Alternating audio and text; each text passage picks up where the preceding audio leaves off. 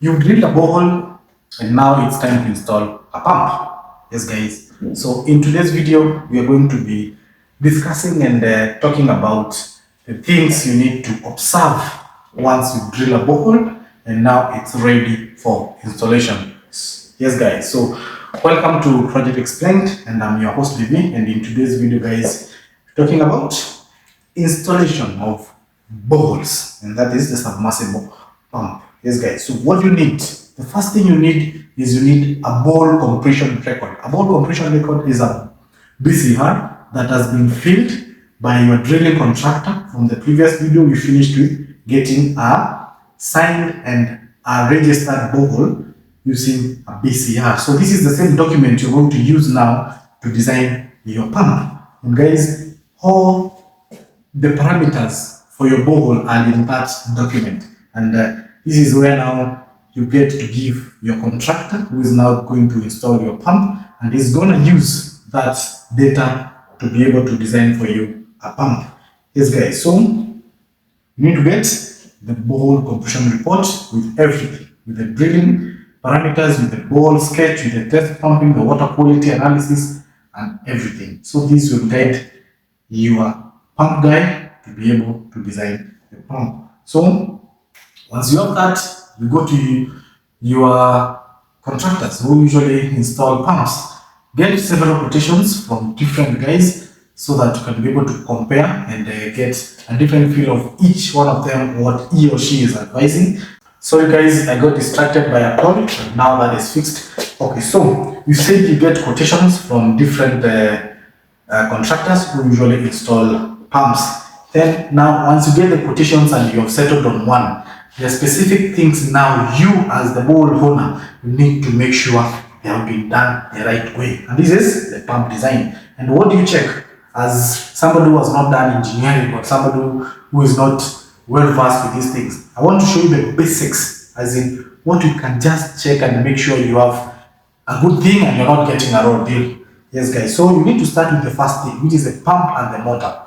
Your pump and motor should match the flow that he has designed. Why am I saying this? From your test pumping, maybe let's say your bore got 10,000 liters per hour, and that is your tested yield. By Kenyan law, you're supposed to abstract at least up to 80% of that, but that depends on the recovery levels. So if your recovery was good, you can do up to 80%. If it was not good, he or she will advise you the percentage you're going to use, either 50%, 60%, depending on how the water recovered in your borehole. So let's say you had a good recovery and you are working at 80%. So 80% of 10,000 liters is 8 cubic. That is 8,000 liters per hour. So this pump that you have been given or you have been quoted for should be able to pump 8,000 liters per hour, and this is to the maximum head. And the maximum head means it is from the distance of your pumping water level to your elevated tank. That should be catered for, so that at any eventuality that your water levels go down to your pumping water level, that is the last reading of test pumping, your pump is still able to do the 8,000 liters per hour. So on normal occasions, it will be doing more than 8, but when your water levels go down, it will now do the 8, which should be your lowest, like the lowest you have been designed for. So that is one. And now, if you get that, your motor should couple to this pump, and your motor design is guided by the pump. So if you design a pump, let's say 850. You know the 850 goes with a 7.5 kilowatts. If you design another one that goes with 5.5 kilowatts, that's the motor you use. So I'll not get into that because now that has to go to the design parameters of the borehole. So your pump dictates your motor. It's not your motor that dictates your pump. It is your pump, because your pump is the one that is doing the flow. So your pump dictates the size of the motor. Okay? Yes, guys. So, and again, another thing to check when you are choosing the pump. There are pumps that are designed to pump through silt. Let's say your water had a lot of turbidity and there was a lot of silt. You have to go for a pump that is capable to pump water in silt. And these usually are pumps that have floating impellers. Yes, so that they can be able to make sure your silt is able to flow up and it's out. If you get a fixed impeller pump, especially a steel, it will actually clog and it will stop because it will get jammed by those silt particles in the water. Okay, so we've talked of the pump and I'll not get into the design itself because now that is guided by the test pumping. So make sure your pump, the flow, which is a Q, it is able to match the head that is taken to your borehole, counting all the friction losses, the heads and everything, and you get that. Then you go to the pipes. Then you have two types of pipes. We have the PVC pipes, the UPVC pipes, and we have the GI pipes. There are some instances where you are forced to use GI, and this is because of depth. Let's say you have a bore that you have drilled up to around 400 meters, and the installation depth is around 390 meters. You'll be forced to install GI pipes because most of the UPVC pipes goes up to 350 meters.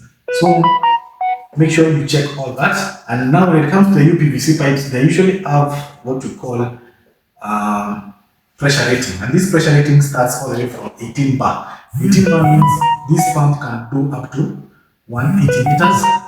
The other one, which is the 20 bar, 21 bar, 27 bar, and 35 bar, it's as it says. If it's 35 bar, you're sure that is a super heavy duty and it will go up to 350 meters, but it depends on even the weight of the pump that you are installing. Sometimes you may be installing a very big pump that you may be forced to use GI pipes.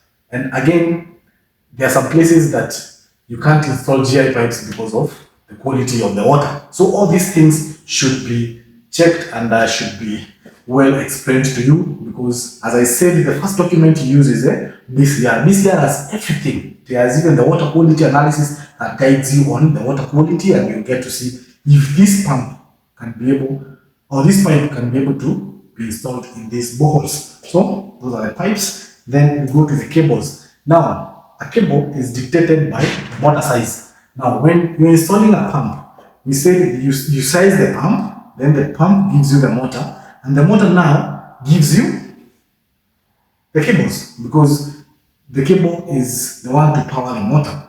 Let me go back a bit. We said the pump decides the motor, and again the pump also decides the size of the pipes, because the outlet size of the pump will dictate you the size of pipes to use. Okay, that is in terms of dimension, that is in millimeters. Let's say it is a 2 inch, 3 inch, 1.5, 1.25, like that. Yes, now let's go to the cables. So we've said the motor in terms of kilowatt will guide the size of cable, but it will also be helped by the installation depth. Yes, because the cable sizing is usually done using the motor rating and the installation depth. The deeper you go, the bigger the cable becomes, and also if the motor is bigger, the more the cable becomes. So it is what can we say? It is inversely proportional. Yes. So when you have a bigger motor and a bigger depth, you get a bigger cable. If you have a small motor and a shallow depth, you get a smaller size of cable. And these cables usually comes in 3-core or 4-core. When you're using solar, you can go for the 3-core. But if you're using mains, which is the Kenya Power, you have to go with the 4-core, because there's 3-phase and there is one earthing. So you have to go the 3-core. But if it's solar comes with 2.5, so you can do 3-core. Okay, guys. So then we also need to talk of the controls. So you have the pump, you have the motor, you have the pipes, you have the cable. Now that's a system now that can pump water. But now you need something to control this pumping. What controls this pumping? It is either a control panel or an inverter. Yes. So when you're using a conventional control panel, this usually comes when you're using the mains, the 3-phase or the single-phase mains. But when you go now to the solar side, you have to be forced to use what we call an inverter. An inverter may be hybrid or not hybrid, but I would always prefer go for the hybrid, so that once you have mains, you can still control it, plug and play to your system. And again, guys, we're talking of controls. There's something called a water level sensor, and you also get a water level cable, which is called the electrode cable that goes up to the borehole, up the surface, and goes down and connects with something called either an electrode if you're using mains, or if you're using solar, you go for what is called a wide load sensor. Okay, so those are the dynamics. And coupling the pump and the pipes is something we call an adapter. Usually comes the bottom adapter that couples the pipes and the pump, and up there there's another adapter which is called the top adapter that couples your bowl cover and your pipes. Okay, guys. Yes, and in some instances you will need to install an return valve down there if the height is so, the depth of the bowl is so much, you may be forced to use non-return valve to reduce the water hammering, because water hammering is once you're pumping and your pump stops, there is that back pressure that pushes your water back to your pump. So if you don't have a strong inbuilt pump, what do you call it? An return valve, it will break your impedance. It will make your pump to suffer. So you need to have one here, or you can have it up there at the surface. But if it's of very high depth, you need to use it down there to help you. And obvious, you need to get what we call a piezometric pipe. Piezometric pipe, this is what is called an airline pipe. This pipe is just a normal PVC pipe, and it's used as to check the water levels when you want to do an inspection. You don't have to pull your pump up, you just need to put your dipper inside that piezometric pipe, and it goes down to your pump set, and you'll be able to see your water levels from that pipe. Yes, guys. So at that time now, your pump is now set, and during the installation, obvious, you'll have the cable ties, you'll have the tapes, you'll have all that to make sure the installation is safe. And at the top, obviously, you'll need to get a bowl cover that matches the size of your pipe. Yes, guys. And matches the size of the casing. If it's a 6-inch casing, you'll get a bowl cover that is 6-inch with an outlet of your pump, either 2-inch or 3-inch. If it's an 8-inch, you do the same. Okay, guys. So I've advised you need to go for a setup that is hybrid. In 2026 right now, don't just go for the conventional one. Go for an hybrid system, so that when you have the mains, you can use them, and when you have solar, you can use them. And there is also another integration that is done when you have solar. You can also convert this hybrid system now to a home backup system controlled by the float switch that is controls the pumping and the charging of your batteries. So that's another topic for another day, but there is that option. Okay, guys. So you also need to observe your pumping hours. Now, when your pump is running, you as the owner, you as the user, you need to observe your pumping hours, and it is recommended to up to 16 hours so that you get time for your pump to rest and to cool down, and also for your borehole to recover in terms of discharge. So do not overpump. It usually affects the pump. It will also affect your aquifers. If you overpump, your aquifers will clog up and will stop working. Okay, guys, so you also need to invest in storage. When you're doing a bowl installation system, you also need to invest very well in good storage, so that if you're using solar, so that you make sure you take all the sunlight during the day and your water is stored in your tanks and you're able to use it when there is no light. Okay, same thing when it comes to the mains. Make sure you pump your water to your storage, so that when maybe sometimes the power is off, is out due to maintenance, you still have water in your tank. So storage is very important when it comes to boreholes. Do not just direct pump to your farms. It will cost you a lot, and it will be out of power wastage. So make sure you have ample storage, and make sure it is an elevated storage. We'll come to that. There's a point to that. Okay, guys. So, and that's where I'm coming. When I talk of it has to be an elevated point, this usually helps and usually cuts the cost of double pumping. Let's say you have a bowl at this point, and you are pumping to another point that is on the surface, and you also need to take that one somewhere else. you see you'll have to pump again. What you need to do is get an elevated tank, place it at the highest part of your farm so that you use the power from the borehole and the pump to push your water to your elevated tank. Then from there, use gravity to take your water everywhere in your farm, in your houses and everything, so that you avoid double pumping. This is very, very critical on the design of installation.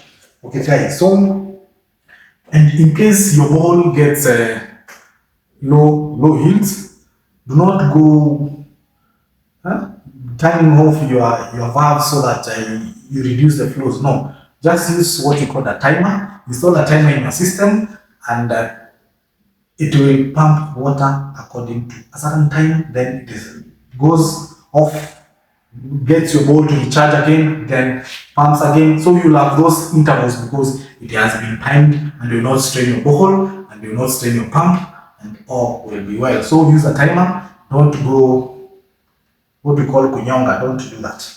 Okay, guys. Then when it comes to water treatment, make sure you check so that when you are treating your water, get your water from the main tank. As I said, pump your water to your elevated tank, then from the elevated tank, now let it come to your treatment, then distribute it.